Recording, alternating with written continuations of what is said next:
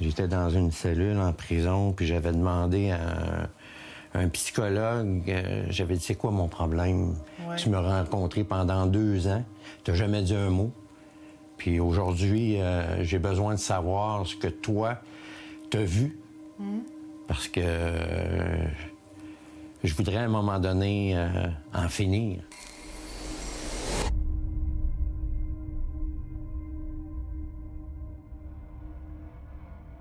Puis il m'avait dit, Jean, t'es un autodestructeur.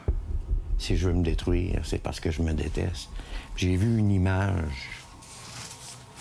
Cette image-là, là, c'était moi, avec la force que j'ai, tenant à la gorge un petit enfant.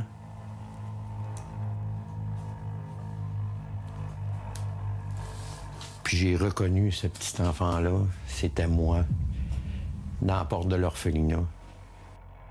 Le plus marquant, c'est l'âge de 12 ans, placement à l'orphelinat.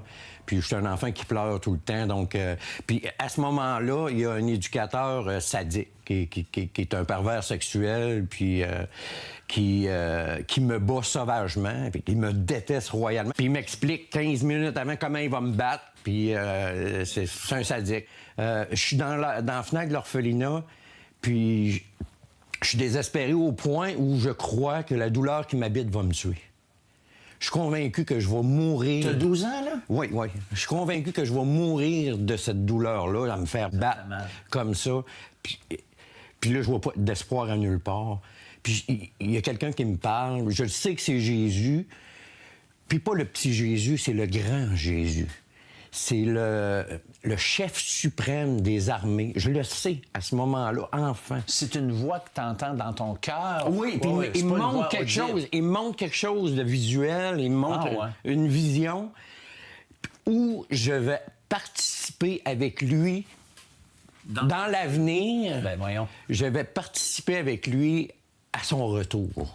Puis à ce moment-là, ce que ça fait, je ressens un courage soudain qui m'envahit. Ah, ouais. Ce courage-là va me permettre de passer à travers les 20 années de souffrance qui vont suivre. De l'enfant désespéré, de l'enfant malheureux, défait que j'étais, je suis devenu un petit garçon qui se défendait après ça. Un petit garçon courageux qui disait « OK, tu veux me frapper? Frappe. » Puis je pleurais même plus quand il me frappait. Je mordais dans le bout de bois. Je te raconte, j'ai fait les centres d'accueil. Après ça, je suis rentré au pénitencier. J'ai eu 2 sentences de pénitencier. Puis là, j'arrivais à une 3e sentence de pénitencier. Celle-là, là, c'est... Là, je suis convaincu que le juge va me condamner à... c'est un vol de banque, un gros vol de banque. Puis là, je suis convaincu que le juge va me condamner à plus de 15 ans, 10-15 ans de prison. J'avais déjà fait 2 ans, 5 ans. Là, je savais que je passais au bat. Puis j'avais choisi de m'évader. Je devais m'évader le jour de ma sentence. J'avais prévu que je... Tout organisé. Ouais, tout est organisé, c'était clair, quelqu'un qui m'attendait dans un char. Fait que là, finalement, je suis dans ma cellule, puis j'ai ma clé de menottes en main. Ça, c'est la clé que je vais me détacher dans le fourgon cellulaire, puis tout est planifié. Puis je me mets à penser, qu'est-ce qui va se passer par la suite? Comment ça va finir, tout ça? Je vais finir dans un échange de coups de feu avec la police? Je vais finir comment? Puis... là, je me mets à retourner en arrière. Puis pour la première fois dans ma vie, moi, j'avais toujours été la victime qui a répondu au système. La victime du gars qui m'a sauvagement battu, qui était le représentant social de cette société-là. L'autorité qui me frappait. Moi, j'avais toujours répondu comme une victime à cette autorité-là. Mais pour la première fois, je me suis vu comme un agresseur. Oh. J'ai vu le visage des caissières que j'avais pointé une arme sur eux autres. J'ai vu le visage de mes ex-copines à qui j'avais fait du mal. J'ai vu mes péchés. Je me suis vu comme un réel agresseur. Puis je me suis tourné vers Dieu. J'ai dit, là, Dieu...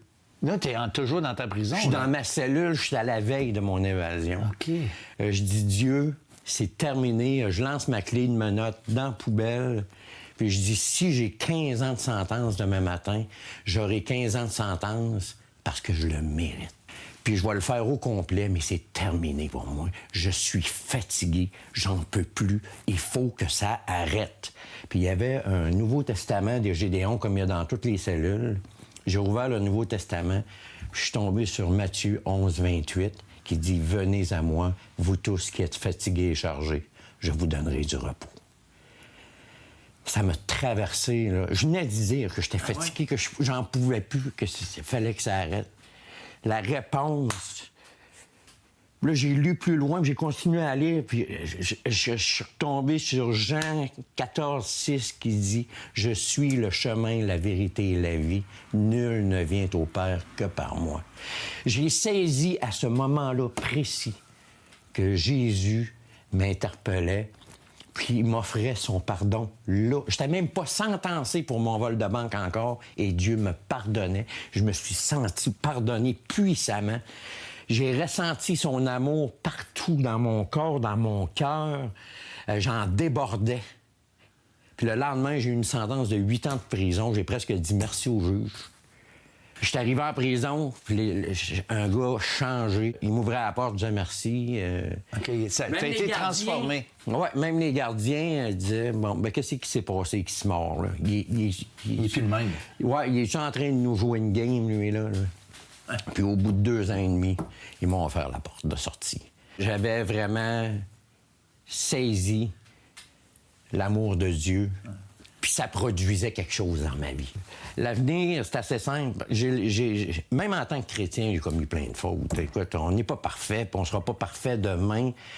Mais on l'est devant Dieu, par exemple, parce que Jésus se place devant nous pour nous rendre parfaits. Il voit la justice devant de le Christ. Père. Il voit la justice de Christ quand il nous regarde, parce qu'on a accepté cette grâce-là. Merci et gloire à Dieu pour tout ce que Dieu a fait dans ta vie. Bien, merci à toi, François, de m'avoir reçu. Vous avez des questions ou des commentaires sur ce que vous venez d'entendre? Contactez-nous par téléphone ou réagissez sur les médias sociaux.